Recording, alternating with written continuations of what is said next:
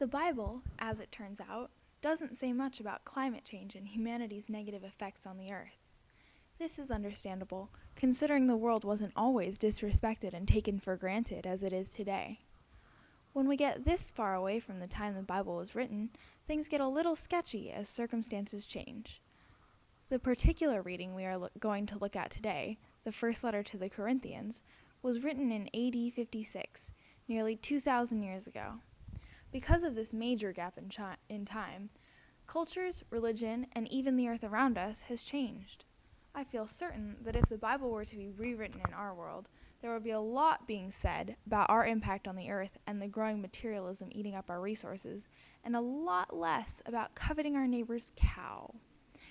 Since this is not the case, and we do not have Jesus' current take on global climate change, we must grasp at straws, as it were, applying things Paul said in his letters to the Gentile church in Corinth to our everyday lives, finding direction, comfort, and rules in his guidance.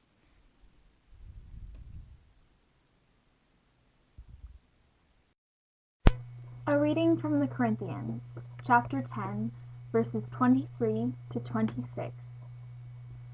Everything is lawful, but not everything is beneficial. Everything is lawful, but not everything builds up. No one should seek his or her own advantage, but that of his or her neighbor. Eat anything sold in the market, without raising questions on grounds of conscience, for the earth and its fullness are the Lord's. So, whether you eat or drink, or whatever you do everything for the glory of God. Basically, this is saying that though some things may be allowed, accepted, or even encouraged, it does not make them right.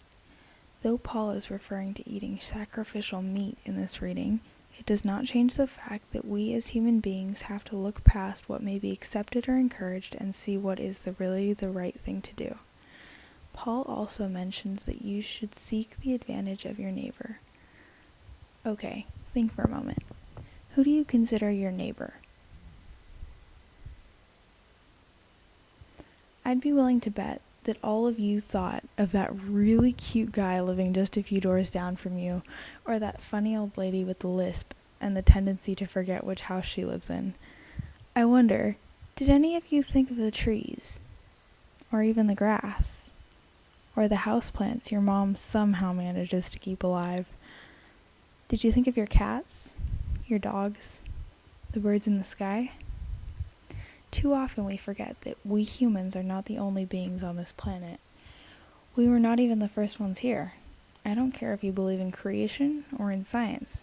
Either way, the plants and the animals preceded us.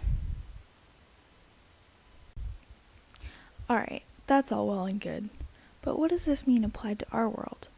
Well, for one thing, don't covet your neighbor's cow. That's just creepy. But on a more serious note, we as humans need to respect the earth we live on and care for it as God intended us to. We must remember that, as Paul said, the earth and its fullness are the Lord's, and it is our duty to watch out for our fellow creatures.